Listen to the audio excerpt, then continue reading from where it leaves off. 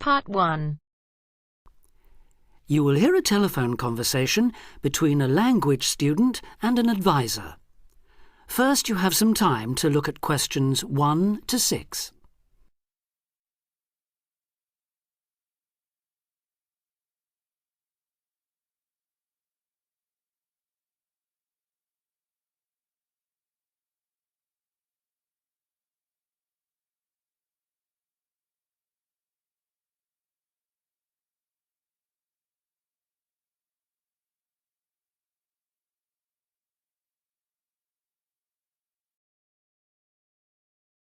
Now we shall begin.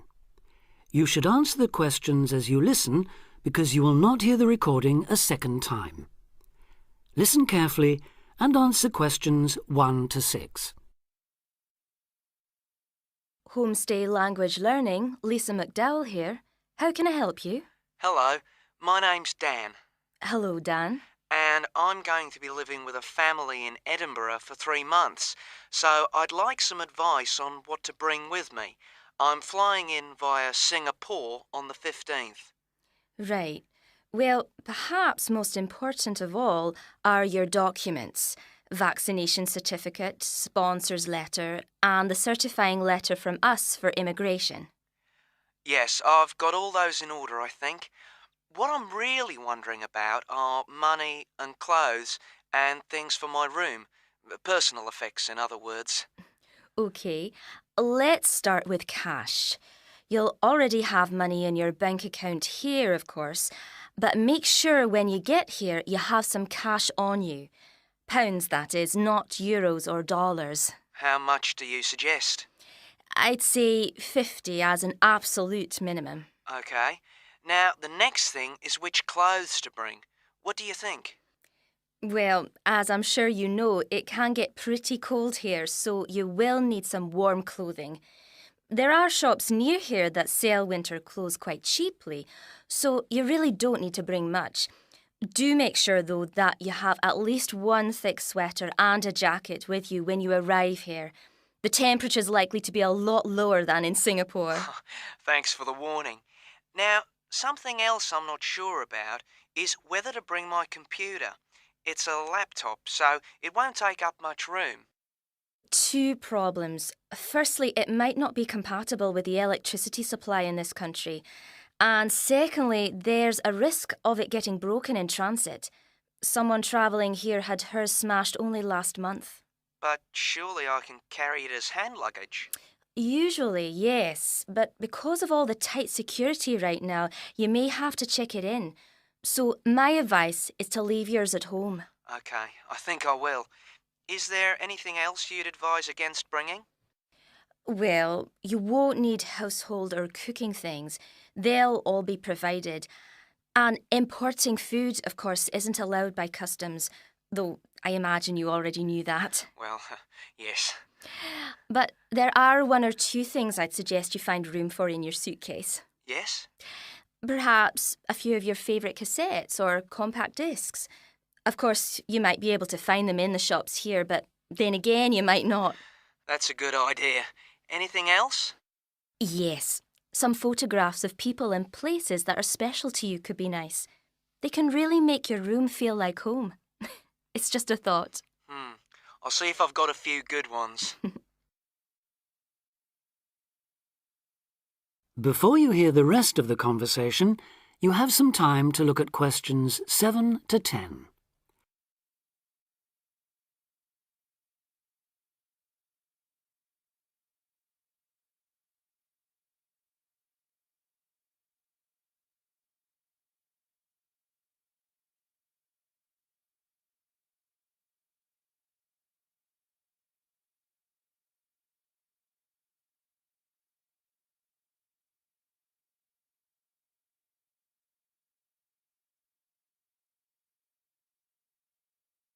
Now listen and answer questions 7 to 10. Just a few points about packing. Make sure all your cases are clearly labelled, in English, with your host family's name and address. Just in case they go missing on the way. It has been known to happen. What name do I write, by the way? It's Wark. Lewis and Amy Wark. So that's W-A-L-K? It's actually W-A-R-K. But we'll be posting full details to you later this week. Right, fine. And I'd better put some essentials in my hand luggage, enough for a night or two in case, as you say, anything happens to my main cases. Yes, I'd recommend a change of t-shirt and socks and so on, plus any medication you may need, and a toothbrush, of course. And my tights. Your tights? Yes, for the flight. Wearing them helps prevent deep vein thrombosis when you're flying long distances, not getting any exercise. Oh yes, I've heard about that. Now, talking about exercise, there's one last thing. When you've packed your baggage, check you can carry it, all of it, at least 500 metres without any help. You may have to do that. OK. Well, thanks for all your help. You've cleared up a lot of points. Oh, you're welcome. Have a safe journey, and we'll look forward to seeing you next month. Bye. Bye.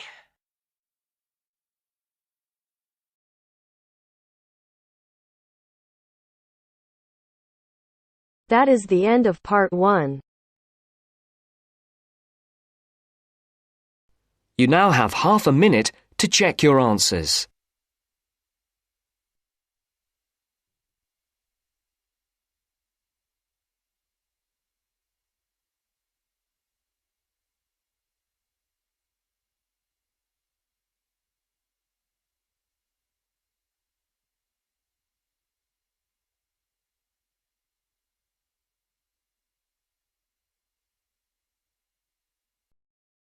Now turns to part 2. Part 2. You'll hear a lecturer talking to students about the ozone layer and CFCs. First, you have some time to look at questions 11 to 17.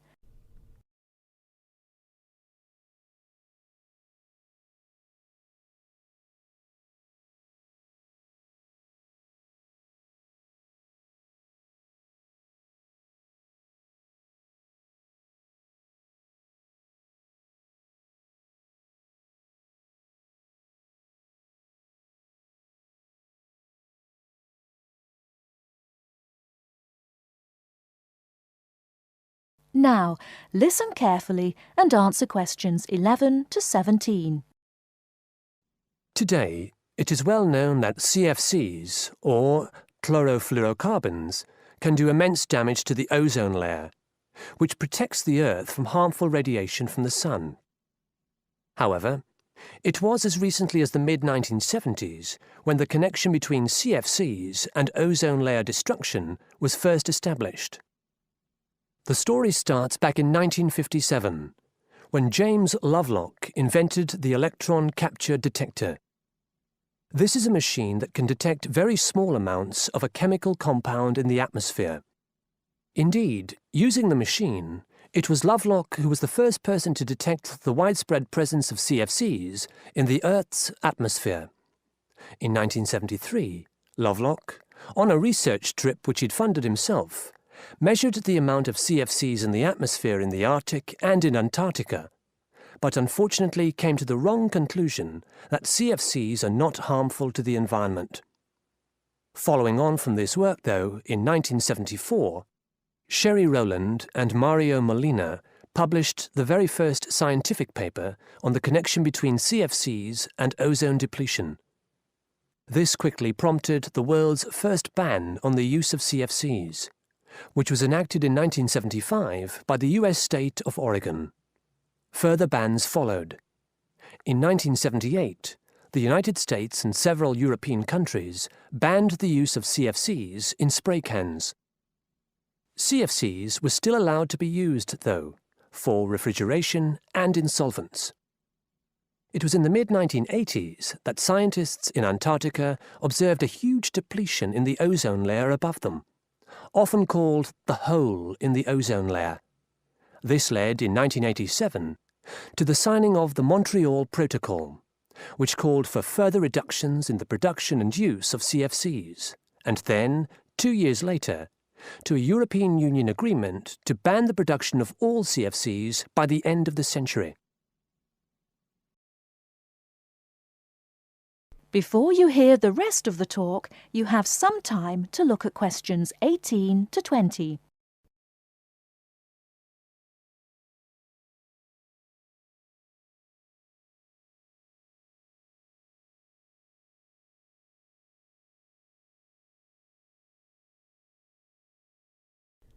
Now listen and answer questions 18 to 20. So why exactly are CFCs so harmful? One of the reasons CFCs were so popular in the production of solvents and refrigeration coolants is that they are unreactive. That is, they don't react easily or at all with other chemical compounds.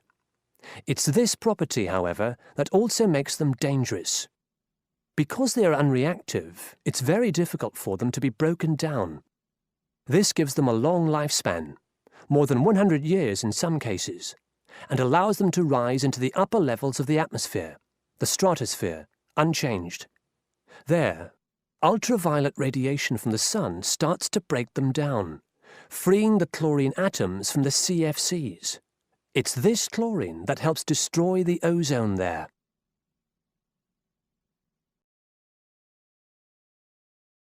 That is the end of part 2. You now have half a minute to check your answers.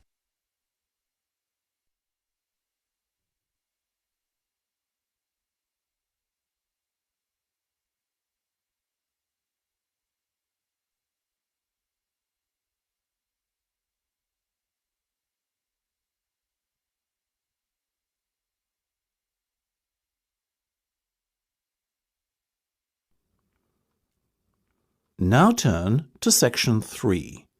Section 3. You will hear a discussion between two students and their tutor. First, you have some time to look at questions 21 to 25.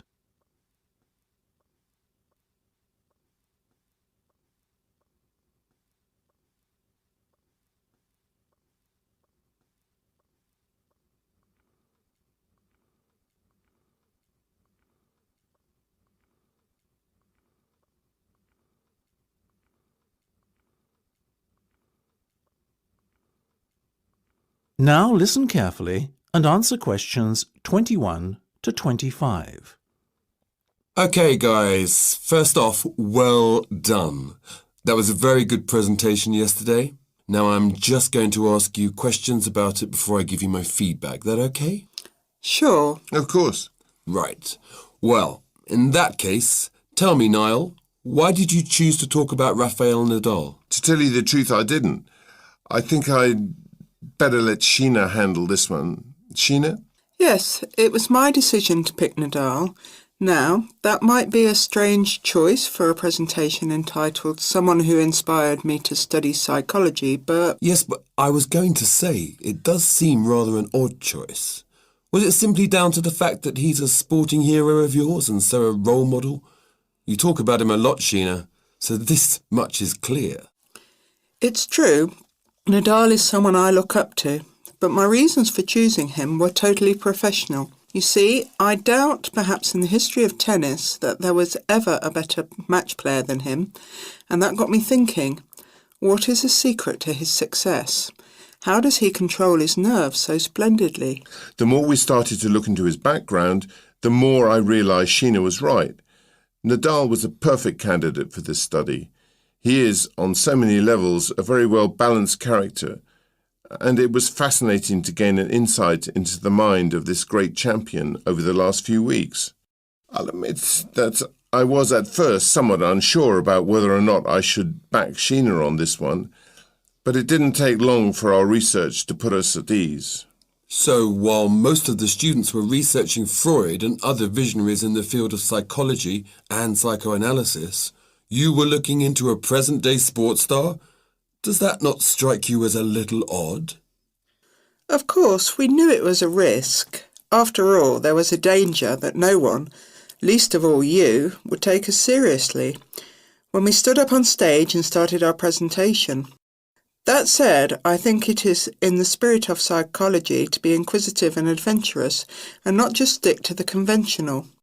Otherwise, how would the field have come so far, as it has done already? Well, I must say, your risk certainly paid off. Yours was, without a shadow of a doubt, the most interesting and original presentation I saw. And judging by the reactions of the other students, I would have to say that everyone else was equally impressed. Thank you. I'm so glad you think so. Yes, but notwithstanding your excellent presentation content, we must remember that the marks for this project are awarded based on a number of criteria, and we'll examine those in a few minutes. But first, another question. Where did you find your sources? Well, and I don't quite know how we managed it, but we were able to secure a face-to-face interview with Nadal while he was over here for the Wimbledon Tennis Championship, so we weren't reliant on newspaper articles and interviews or any other forms of secondary sources. We did, however, find the library's sports archive an invaluable backup aid to help us fill in the gaps and piece together our interpretation of what makes Nadal such a mentally strong champion. Before you hear the rest of the discussion, you have some time to look at questions 26 to 30.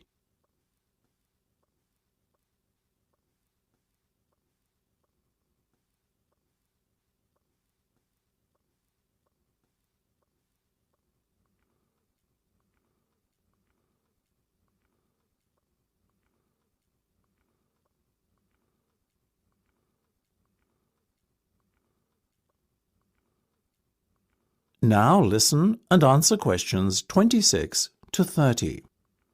Okay, well, as I said, congratulations again for your excellent work. Now it's time for my feedback. The first area where marks were awarded is in your use of equipment. I felt that had you not been a little too reliant on the overhead projector, and had you, for example, used the interactive whiteboard and audio equipment a little more effectively, you would have received top marks in this section. As things stand, though, your use of equipment was still very satisfactory. It's just a shame as it was an opportunity missed to score full points. The next area I was asked to assess is content. As you might have guessed, I simply can't fault you on that. Highly original work, so well done. As for your timing, I felt that the two of you were a little too over-rehearsed, so the presentation felt, at times, a little robotic. That said, again, it was very satisfactory, and you would get full points for effort. Sadly, though, there is such a thing as trying too hard, and that cost you top marks here, I'm afraid. Oh, I see. Right. What was particularly impressive, though, was the thick handout you'd prepared for everyone. I took it home to read through it afterwards, and it was very well written.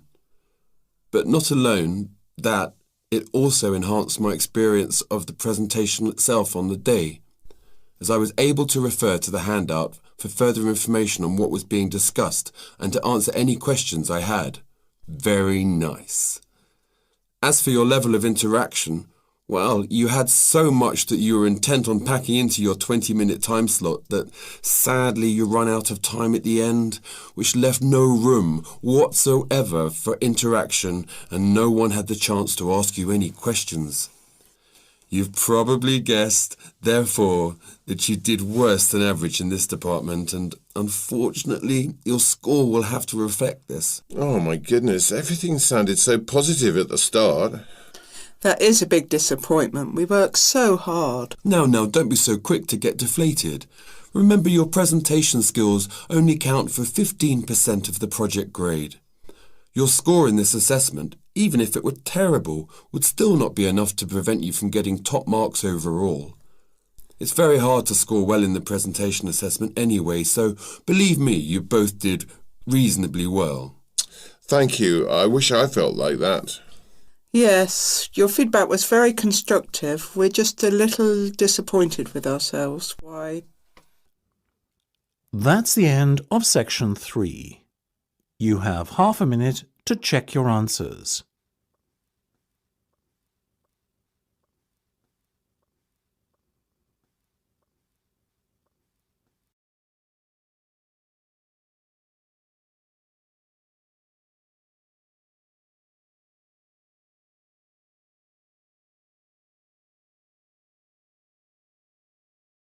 Now listen carefully and answer questions 31 to 40.